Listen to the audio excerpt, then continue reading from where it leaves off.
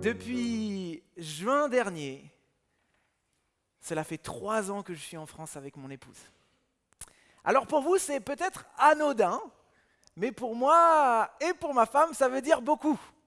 Pourquoi ? Parce que à partir de 3 ans en France, nous pouvons enfin déposer le dossier de nationalité française pour mon épouse. Et ça, c'est vraiment bien. Mais, comme c'est moi qui m'occupe de l'administratif dans la famille, c'est moi qui allais sur le site du gouvernement intérieur et j'ai vu la liste de papiers à donner. Et là, vous savez comment ça se passe en France, quand on regarde cette liste, on commence à transpirer, on commence à cocher quel papier j'ai pas. Et là, cette fois-ci, on avait tous les papiers, sauf un. Et vous savez, ce papier dont on ne connaît pas le nom, le bordereau P237. Jamais entendu parler, j'ai cherché sur internet qu'est-ce qu'un bordereau P237 et j'ai découvert, après quelques recherches, que c'est une attestation délivrée par l'administration fiscale pour confirmer que mon épouse est en règle avec les impôts.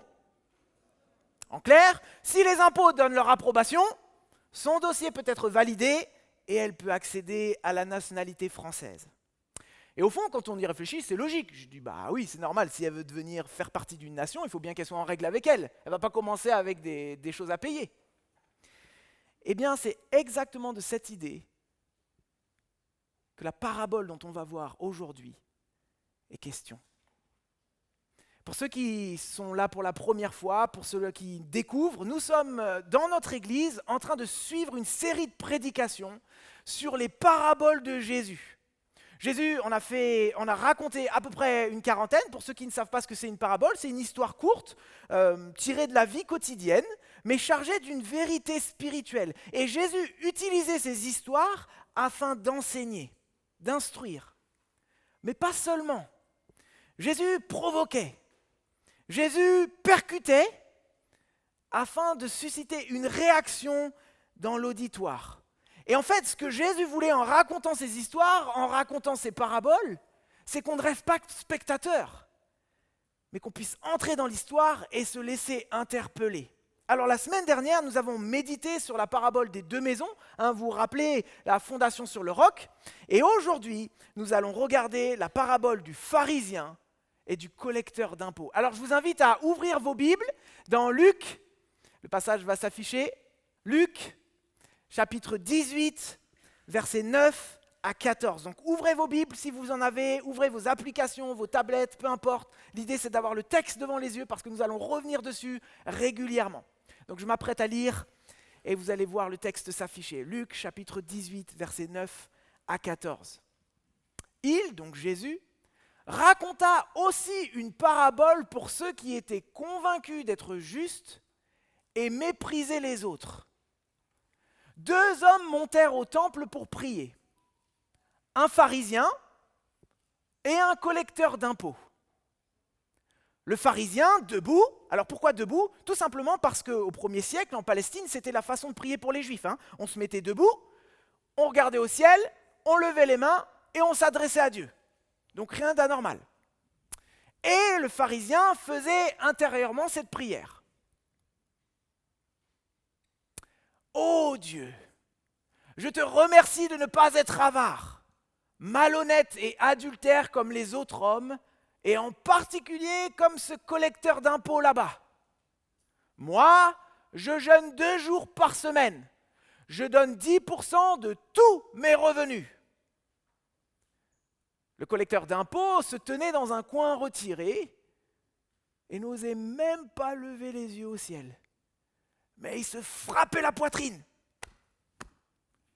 Et il murmurait. Oh Dieu, aie pitié du pécheur que je suis. Jésus reprend la parole. Je vous l'assure, c'est ce dernier et non pas l'autre qui est rentré chez lui, déclaré juste par Dieu. Car celui qui s'élève sera abaissé. Celui qui s'abaisse sera élevé. La parole de notre Dieu pour nous ce matin. Et à travers ce texte, on va se rendre compte qu'en fait, Jésus essaye de renverser nos perspectives. Il essaye de nous interpeller sur notre manière de penser, notre relation avec Dieu. Et on va essayer de voir cela à travers plusieurs points, et on va essayer de comprendre ce que Jésus il veut nous dire en fait. Et franchement, dans cette parabole, Jésus il nous facilite la tâche. Et ce ne sera pas le cas de toutes les paraboles. Parce que dès le début, Jésus nous explique à qui il s'adresse et pourquoi il prononce cette parabole. Regardez juste, soyez attentifs. Il commence en disant, il raconte aussi une parabole pour ceux, donc à qui il s'adresse, pour ceux qui étaient convaincus d'être justes. Justes. Ensuite, il finit en disant, je vous l'assure, c'est ce dernier et non pas l'autre qui est rentré chez lui, déclaré juste. C'est le même mot qui revient. Et là, quand il y a une répétition, généralement, c'est pédagogique, il faut qu'on soit attentif là. Juste. Juste. Qu'est-ce que ça veut dire exactement ? Aujourd'hui, il me semble qu'on l'utilise souvent pas avec la même intention qu'il y a marqué dans le texte. Pour ceux qui ont des enfants, des neveux ou des petits, vous savez souvent quand ils jouent ensemble, on entend « c'est pas juste !» Qu'est-ce que ça veut dire ? Qu'est-ce qu'ils veulent exprimer par cela ? Souvent, ça veut dire « c'est pas équitable, on m'a pas donné ma part, lui il a eu une sucette, moi j'en ai pas eu, c'est pas juste !» Est-ce que c'est ça dont parle la parole là dans la parabole de Jésus ? Non, c'est pas juste dans le sens c'est pas équitable. Mais c'est est-ce que Dieu le juge me déclare en règle avec lui ? Et c'est ça la vraie question. La vraie question dans cette parabole, dans cette histoire, c'est qui est approuvé par Dieu ? Et c'est une question que j'aimerais vous poser. Qu'est-ce qu'il y a au fond de vous quand cette question est posée ? Qu'est-ce qui fait que nous, vous, individuellement, vous êtes approuvés par Dieu ? Vous êtes déclarés justes pour lui. Il met le tampon, valide. C'est un langage juridique qui est utilisé en fait dans la parole. C'est exactement le même langage qui est utilisé pour ma femme pour la nationalité. Être approuvé par l'administration fiscale, en règle. On pourrait dire, mon épouse, Capé, doit être juste devant l'administration fiscale. C'est ça dont il est question dans le texte là. Parce que regardez ce qui a marqué, juste ce que dit le collecteur d'impôts. Sur le collecteur d'impôts, je vous l'assure, c'est ce dernier et non pas l'autre qui est rentré chez lui, déclaré juste par Dieu. Ça veut dire quoi ? Ça veut dire que Dieu a prononcé un verdict favorable sur lui. Finalement, c'est la même logique. Autant, tout à l'heure, je vous ai dit, c'est logique. À partir du moment où ma femme devient française, il faut qu'elle soit en règle avec la République. Dans la même logique, si nous voulons appartenir au royaume de Dieu, si nous voulons vivre pour toujours dans sa présence, avoir une véritable relation avec lui, il faut être en règle avec lui. C'est du bon sens. Et c'est ça que nous montre la parabole. Qui est approuvé et qui n'est pas approuvé par Dieu. Et là, on a tout intérêt à être attentif. Et Jésus cherchait résolument que chacun soit attentif. Est-ce que vous savez pourquoi Jésus le cherche ? Parce qu'en fait, Jésus va créer un choc inattendu dans cette parabole. Un choc qui va permettre d'interpeller et de dire « Ouh là là, il y a un problème là, il faut qu'on écoute ». Pourquoi je dis ça ?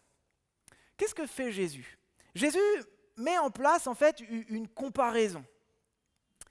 Il présente un pharisien.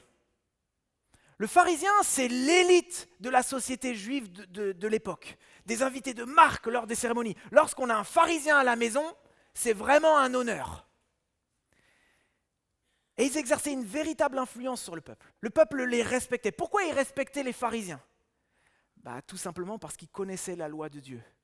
Les pharisiens étaient connus même pour connaître des longues portions de la Bible par cœur, de la première partie de l'Ancien Testament. Certains disent qu'ils pouvaient connaître Genèse, Exode, Lévitique, Nombre, Deutéronome par cœur.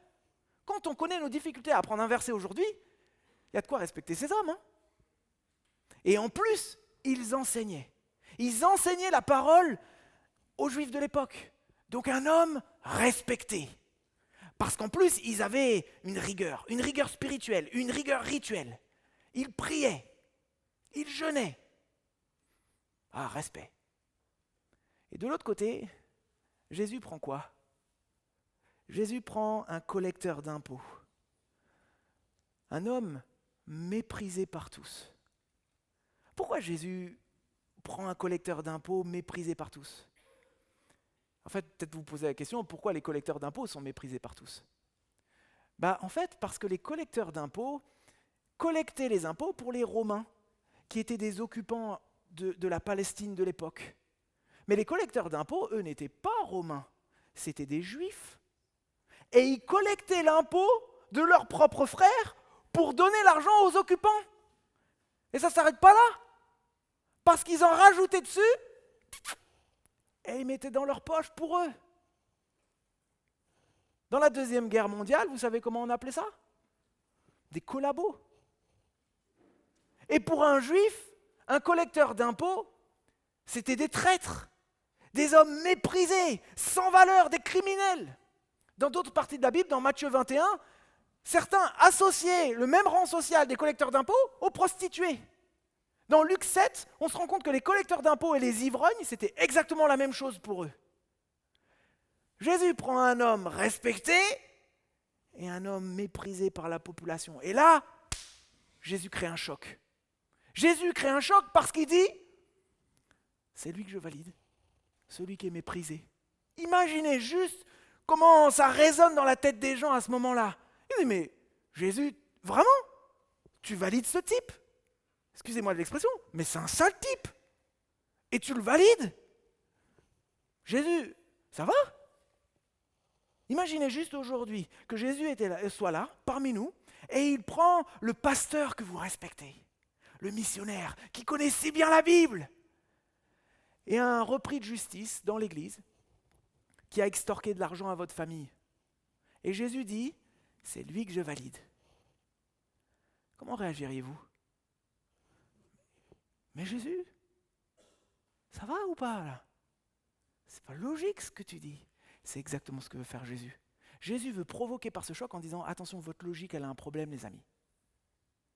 Écoutez bien ce que j'ai à vous dire. Jésus cherche à provoquer ce choc pour montrer deux manières de chercher à être approuvé par Dieu. Deux chemins vers Dieu. Deux chemins qui sont devant nous, tous, ici ce matin. Et la question, c'est quel chemin vous empruntez en fait? Dans cette parabole, il y a une erreur à ne pas faire. L'erreur à ne pas faire, c'est de dire, il y a le pharisien qui, lui, veut être accepté grâce à ses bonnes actions, et le collecteur d'impôts qui, lui, dit, ne prends pas en compte mes mauvaises actions. Et ça, c'est souvent l'erreur qu'on fait en premier lieu quand on lit. Il y en a un qui dit, voilà mes œuvres, et l'autre qui dit, ne me regarde pas mes œuvres, aie pitié de moi. C'est ce qu'il dit, non? Mais ce n'est pas ça la différence dans le texte. Elle n'est pas là la différence. Et là, on a besoin de comprendre que quand en fait le collecteur dit « aie pitié du pécheur que je suis », il n'est pas en train de dire « passe par-dessus » ou « ne tiens pas compte » ou « fais preuve de tolérance ». Ce n'est pas ça que le collecteur d'impôts est en train de dire.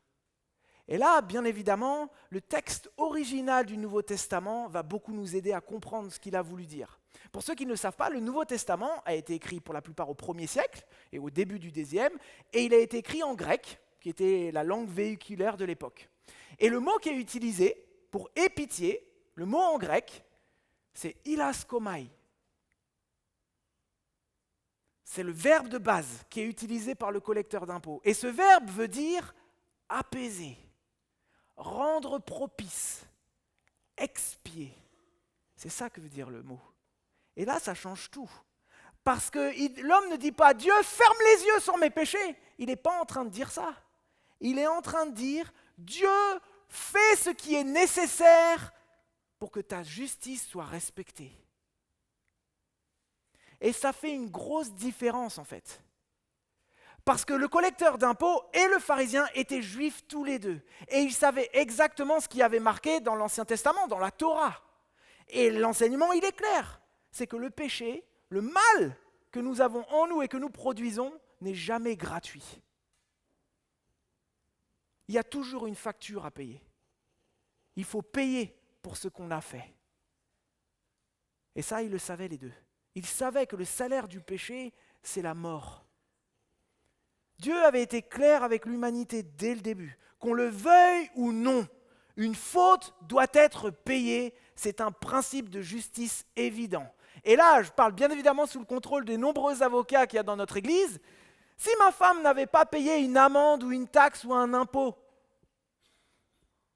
pour être approuvée par l'administration fiscale, qu'est-ce qu'elle doit faire? Elle doit payer. C'est du bon sens, n'est-ce pas? Mais juste, laissez-moi prendre une illustration plus simple pour vous aider à comprendre. Imaginez qu'il y a un enfant qui joue dans votre jardin au ballon. Bam! Il tape le ballon, ça casse la vitre du voisin. Mais tout le monde sait que cette vitre, elle ne se répare pas gratuitement. Peu importe qui va payer, il faut bien le payer, non? Il y en a qui rigolent, c'est déjà arrivé dans leur propre famille. C'est un principe de justice évident. Et de la même façon, le péché que nous commettons a un coût. Dieu ne peut pas simplement fermer les yeux. Dieu est juste. Et la Bible l'enseigne. Il y a une facture à payer. Et là, vous comprenez maintenant où elle est la différence? C'est que les deux ont compris qu'il y a une facture à payer pour leur péché. Mais la différence, c'est la façon de la payer, cette facture. Elle se situe là. Ce n'est pas un qui dit qu'il y a une facture et l'autre qui n'en a pas. Deux ont conscience qu'il y a une facture. Mais l'un dit, le pharisien, moi je peux payer la note avec mes bonnes œuvres. Et le collecteur d'impôts dit, moi je ne peux pas. La dette, elle est trop grande. C'est comme s'il y a deux personnes qui ont une grosse dette à la banque. L'un dit, je vais rembourser tout seul. Et l'autre dit, je ne peux pas, monsieur le banquier, il faut m'aider. Et donc là, finalement, on se rend compte que cette parabole nous pousse à voir quelque chose de nouveau. Quelque chose qu'en fait, seul Jésus peut révéler. Et alors attention, là j'aimerais qu'on soit clair et qu'on soit bien attentif. Le but de Jésus dans cette parabole, c'est pas de dire « Oh, le collecteur d'impôts, il a un train de vie qui me plaît ». C'est pas ce que Jésus est en train de dire, attention.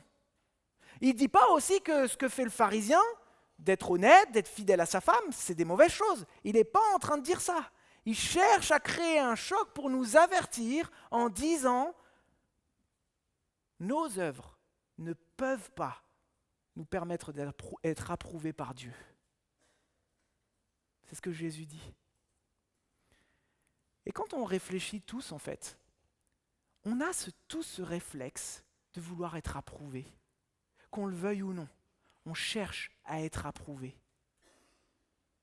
Et on cherche à être approuvé par nos actions, par notre mérite en fait. Et c'est en nous dès le plus jeune âge. Et moi j'ai un vrai souvenir de ça. Lorsque j'avais 9 ans, vous pouvez rigoler. Quand mon fils a regardé cette photo hier, il a dit « Papa, t'as des cheveux ?» J'ai dit « Non, j'en ai plus. » Mais je ne dis pas ça pour simplement amuser la galerie. En fait, je voulais juste que vous imaginez ce petit bonhomme de 9 ans que j'étais, en CM1, en classe à Pablo Picasso, à Ponto Combo. Et en plein milieu de l'année, une camarade de classe qu'on aimait beaucoup, Mélanie, est morte d'une méningite fulgurante. Premier contact avec la mort pour toute notre classe. Et imaginez deux petits bonhommes de 9 ans, comme ça, sur le chemin du retour de l'école. Fabien, mon copain, et j'ai dit, Fabien, toi tu penses que Mélanie, elle est où aujourd'hui? Fabien, avec tout l'aplomb qu'il avait et son background catholique, a dit, Benjamin, elle est au paradis, elle était gentille. J'ai réfléchi, oui, elle était gentille, donc elle est avec Dieu. Gentille est égal approuvé par Dieu. Il y a quelque chose qui nous pousse à penser ça, n'est-ce pas? Il y a quelque chose en nous qui nous fait aller vers là-bas. Mais Jésus dit non. Non, les amis. Je vous choque justement parce qu'en fait, votre logique, elle n'est pas bonne. Et vous devez réfléchir différemment.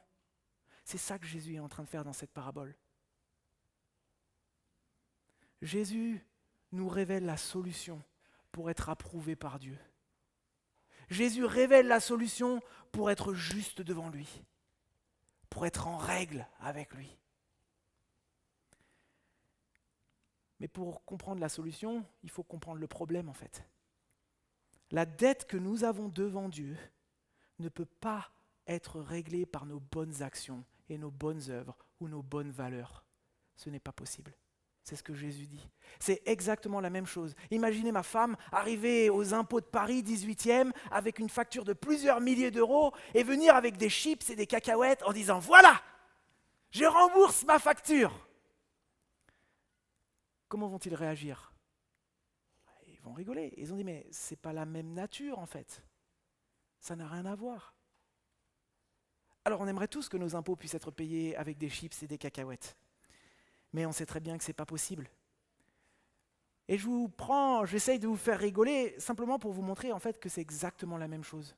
Nos bonnes œuvres sont précieuses à Dieu. Et il les veut pour nos vies. Et on va le voir juste après. Mais elles ne peuvent pas payer la dette du péché. C'est ce que Jésus dit.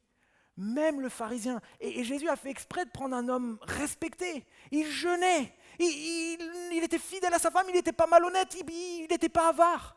Mais Jésus dit, ça ne suffit pas. Si un pharisien, avec tout ce qu'il fait, ça ne suffit pas, est-ce que tu crois que toi, tout ce que tu fais, ça suffit ? Jésus dit non. Non. Et c'est exactement ce que le collecteur d'impôts comprend en fait. Parce que le collecteur d'impôts ne dit pas « je vais négocier ». Le collecteur d'impôts dit « j'ai rien à te présenter Dieu pour rembourser la dette que tu me demandes en fait. Je ne peux pas. Oh Dieu, sois apaisé et paye la dette pour moi. » Et donc avant de chercher à payer, il faut savoir ce que nous devons. C'est la base. Il faut connaître la nature de notre dette. Et l'erreur qu'on fait, en fait, c'est que ce qu'on doit à Dieu, ce n'est pas juste quelques erreurs. Ce qu'on doit à Dieu, c'est notre cœur, notre rébellion, le fait de vouloir toujours être indépendant et de faire ce qu'on veut nous. Et là, pour comprendre le problème, il faut qu'on fasse un step back en arrière et qu'on comprenne d'où on vient en fait. Et comprendre d'où vient le problème initial qui a créé la dette entre nous les hommes et Dieu. Et là, on doit revenir au premier livre de la Bible, qu'on appelle la Genèse. Et la Genèse nous raconte notre histoire, là d'où nous venons, tous ici. Peu importe notre couleur, nous avons la même origine. Ces premiers humains, Adam et Ève, ils ont été créés à l'image de Dieu. C'est ce que la Bible nous dit. Ils étaient en communion avec Dieu. Ils ont été créés pour vivre avec Dieu. Et qu'est-ce qui a créé le problème ? Ils ont volé ? Ils ont menti ? Ils ont tué ? Ils n'ont pas été honnêtes à leur boulot ? C'est pas ça le problème initial. Le problème initial, c'est qu'ils ont désobéi à Dieu et ils ont dit « Nous, Dieu, on veut décider pour nous ce qui est bien et ce qui est mal. Nous, Dieu, on ne veut plus dépendre de toi et on veut prendre nos propres décisions pour nous. » Voilà le problème initial. Et là, ça change tout. Ça change tout parce que ça change la nature de notre dette envers Dieu, en fait. Nos mauvaises actions, ce que nous faisons, ce que nous considérons comme mauvais, n'est pas le problème initial. C'est juste des symptômes du problème initial.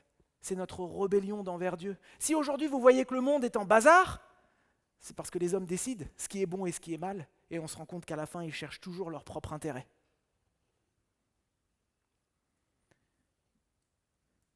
Et même nos bonnes actions. C'est ça qui est assez troublant avec cette histoire, c'est que Jésus ne parle pas des mauvaises actions, il met en avant les bonnes actions du pharisien.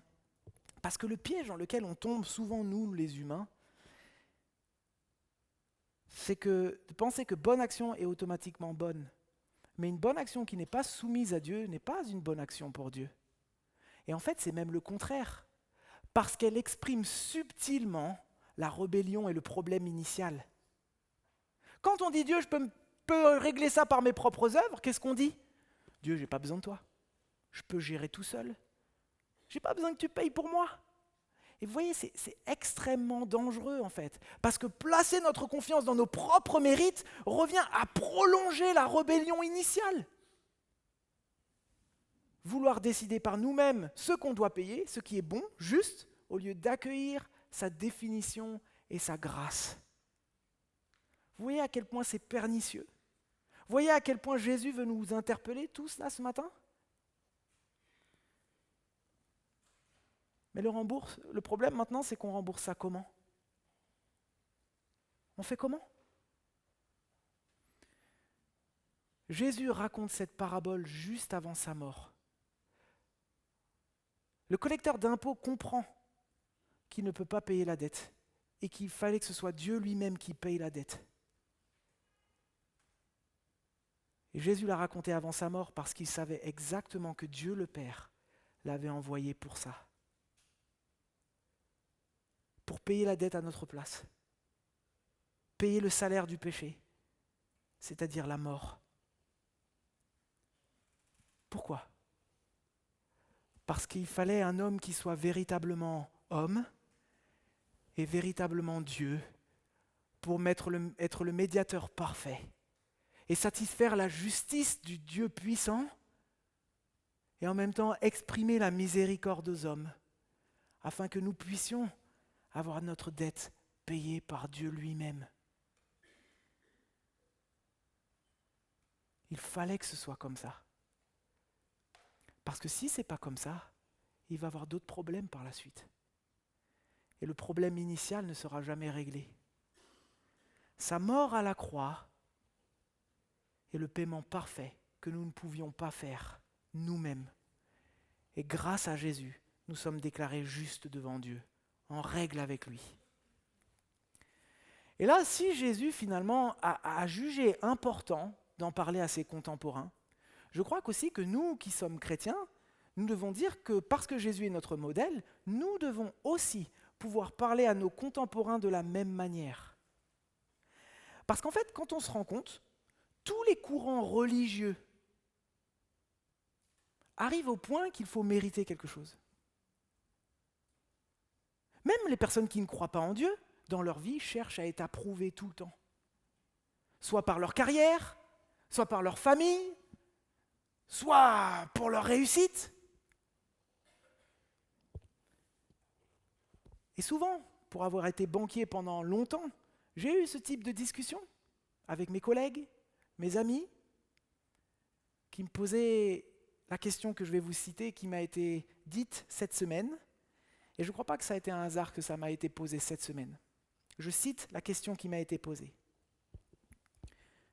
Il y a tellement de personnes justes et merveilleuses qui ne suivent pas Jésus. Penses-tu que Dieu les condamnerait quand même parce qu'ils ont choisi un autre chemin?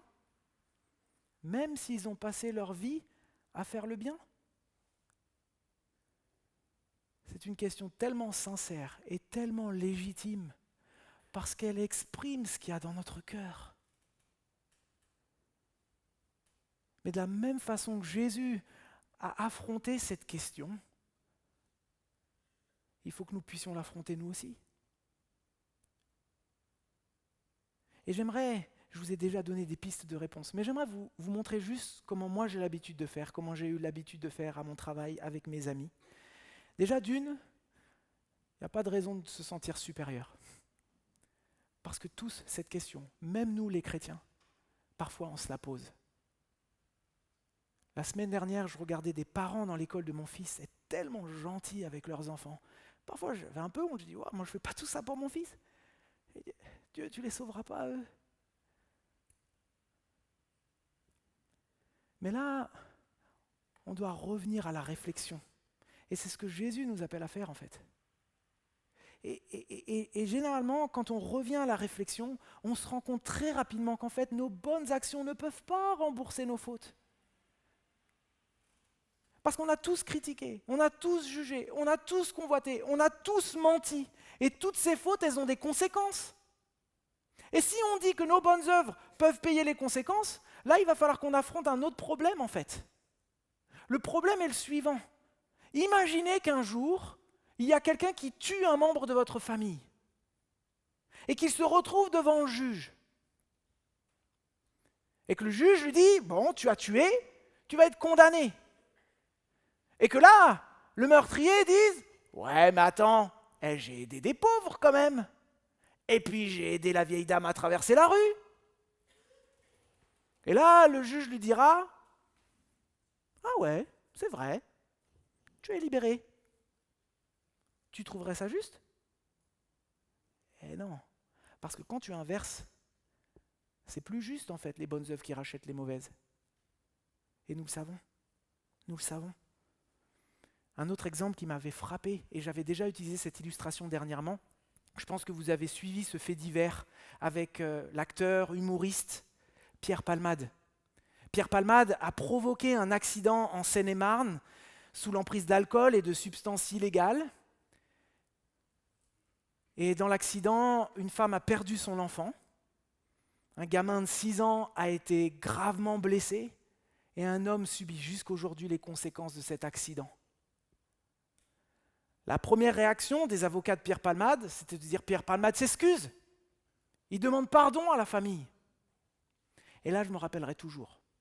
L'avocat, sur le plateau d'une chaîne info, a dit « Oui, on entend les excuses, mais on veut qu'il paie !»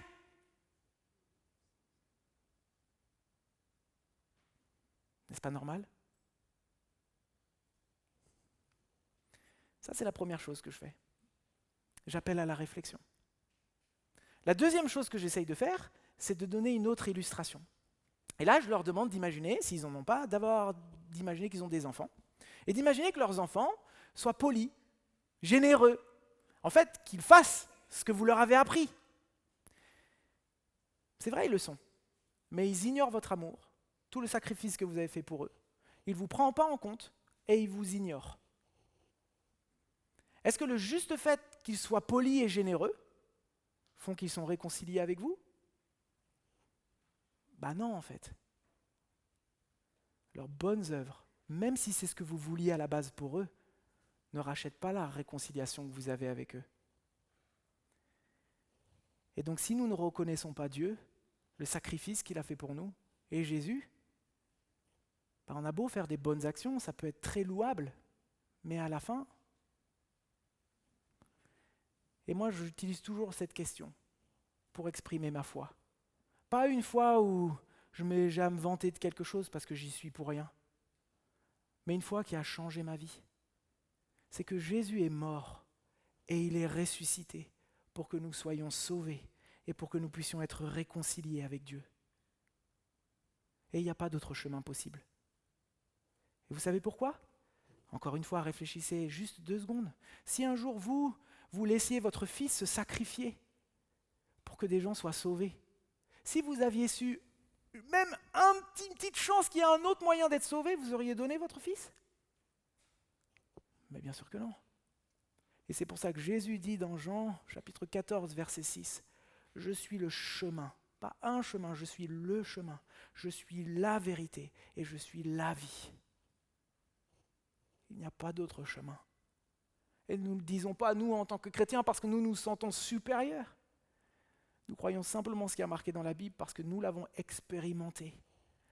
Parce que finalement, Jésus nous permet de comprendre aussi que si nous avons cette attitude d'humilité comme le collecteur d'impôts, de reconnaître que nous ne pouvons pas payer notre dette, alors d'un seul coup, notre vie est transformée et nos œuvres peuvent lui être agréables. Et ça, c'est la dernière chose que je veux voir avec vous. C'est qu'en fait, notre vie peut être transformée par la grâce. Pourquoi je dis ça ? Parce qu'en fait, Jésus en parle dans la parabole. Regardez ce qu'il dit. Il raconta aussi une parabole, comme on l'a dit, pour ceux qui étaient convaincus d'être justes. Ça, on l'a vu ensemble. Mais il y a un « et ». Et mépriser les autres.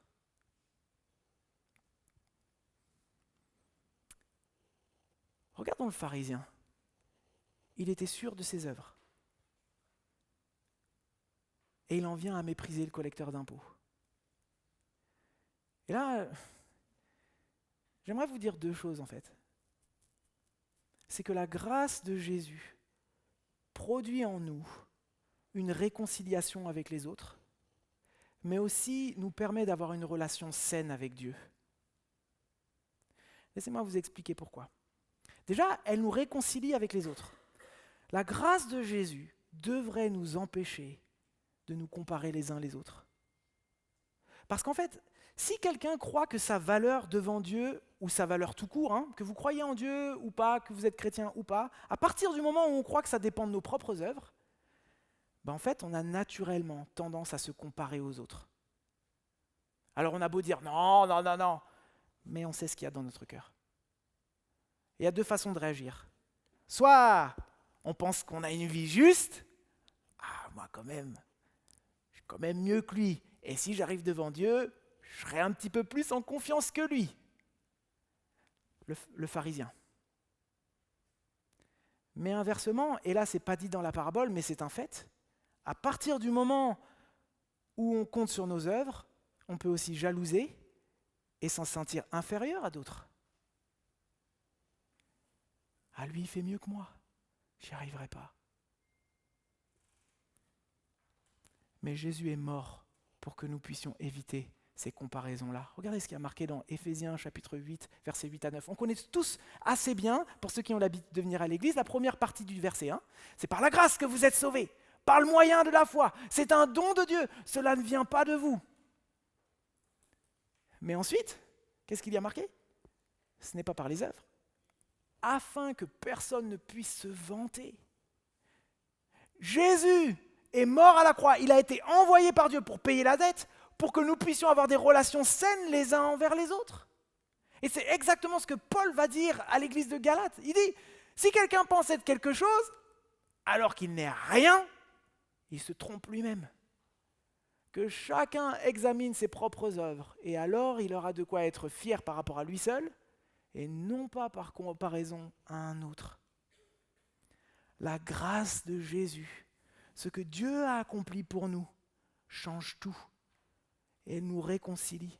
Parce que si on comprend que notre valeur et le pardon ne vient pas de ce qu'on fait, mais donné gratuitement, alors il n'y a plus besoin de se comparer et juger les autres.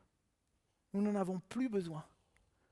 Et nous devons normalement, au contraire, aider les autres. Et là, j'aimerais vous donner deux exemples. Un mauvais exemple qui me concerne et un autre exemple qui concerne une sœur de l'église. Le premier exemple, c'est moi. Un jour, j'étais dans l'église, j'étais pas encore pasteur, mais même en tant que pasteur, ça m'arrive. J'étais investi dans un projet, et j'étais un projet pour l'église. Et je m'étais donné à fond, je me levais tôt, j'arrivais pas en retard, j'étais là une demi-heure, je préparais le café pour tout le monde. J'étais à fond et je faisais ça pour Dieu, je faisais ça pour l'église. Mais on était deux dans le projet. Et l'autre arrivait toujours 20 minutes en retard. Il arrivait à l'arrache, les mains dans les poches, rien préparé, rien fait de la semaine.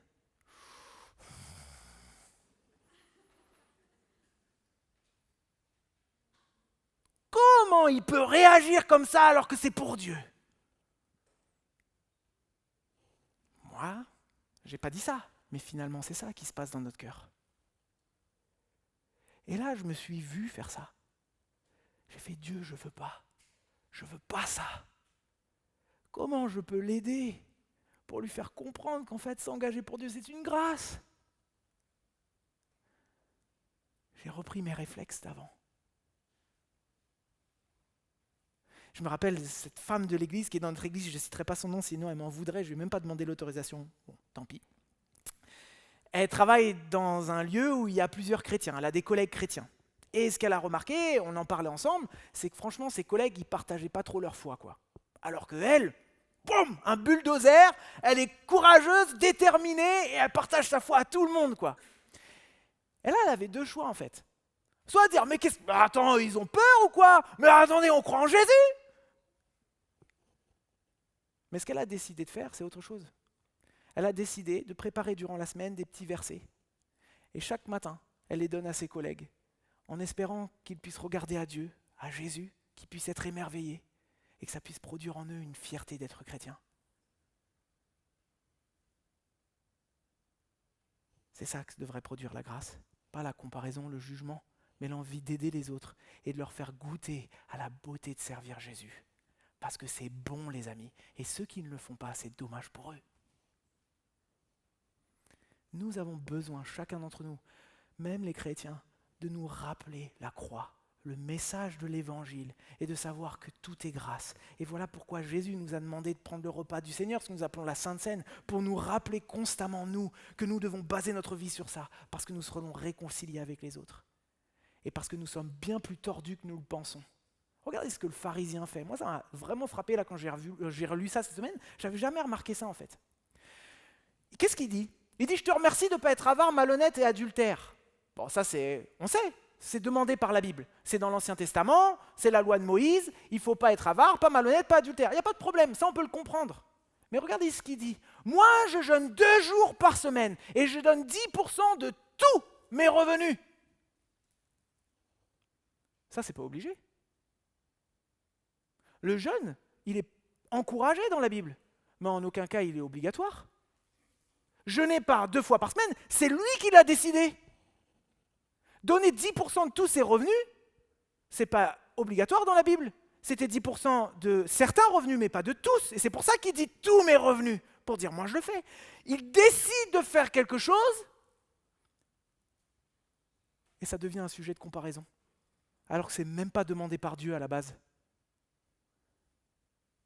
Est-ce qu'on ne fait pas la même chose parfois, nous les chrétiens, quand il s'agit de chrétiens d'autres dénominations? Quand il s'agit d'un chrétien qui a une spiritualité différente de la mienne, qui prie différemment, qui loue Dieu, soit avec les mains levées, soit avec les mains en bas, en pensant que finalement, si on fait ça, on sera plus ou moins approuvé par Dieu. N'est-ce pas ridicule? La seule raison pour laquelle on est approuvé par Dieu, c'est Jésus. Vous n'êtes pas moins approuvé que moi par Jésus, moi qui suis pasteur. Vous n'êtes pas moins approuvé qu'un grand théologien qui connaît toute sa Bible. On est tous approuvés par Jésus, et seulement par Jésus. Et la dernière chose, c'est qu'en fait, sans la croix, sans le sacrifice de Jésus, c'est impossible d'avoir une relation saine avec Dieu. Parce qu'en fait, à partir du moment où on essaye de faire des bonnes actions pour être accepté par Dieu, ce n'est pas une relation saine, ça s'appelle du business. Je te donne, tu me donnes. Vous aimeriez qu'on réagisse comme ça avec vous? Avec ma femme, lorsqu'on va finir de faire ce dossier de l'administration, on va réussir, chérie, courage. On aura une dernière étape, le rendez-vous à la préfecture. Et là, on va devoir y aller tous les deux, s'asseoir dans le bureau, et on va nous poser des questions pour savoir si notre mariage est authentique. Pour savoir si ma femme ne s'est pas mariée avec moi pour les papiers. Alors je suis rassuré parce que ma femme, c'est la dernière chose qu'elle veut, si elle pouvait repartir en Côte d'Ivoire, elle irait tout de suite. Mais vous serez tous d'accord que personne ne voudrait avoir une relation avec quelqu'un qui ne cherche qu'à obtenir quelque chose. Et c'est exactement ce que Dieu fait pour savoir si vous l'aimez ou pas, en fait. Jésus te donne la nationalité du royaume de Dieu. Tu as ton passeport, tu as ta nationalité, tu l'as déjà, tu n'as pas besoin de faire quoi que ce soit. Il a tout fait. Maintenant, on va voir si tu agis par amour ou pas. Vous voyez comment ça change tout? Il fallait en fait que Dieu paye la dette. Parce que si Dieu ne payait pas la dette, nous n'aurions pas pu revenir à notre communion d'antan avec lui. C'est-à-dire une relation saine qui est basée sur l'amour et non pas sur nos œuvres. Alors vous ne lisez pas la Bible, vous ne priez pas, vous ne partagez pas la foi parce que vous êtes obligés. Vous n'êtes pas obligés de le faire, les amis. Dieu a déjà tout fait, en Jésus. La seule raison pour laquelle nous prions, nous lisons notre Bible, nous partageons notre foi, c'est parce que nous en avons besoin. Et parce que nous aimons le faire. Et si ce n'est pas le cas, alors rappelle-toi la croix. Rappelle-toi ce que Dieu a fait pour toi.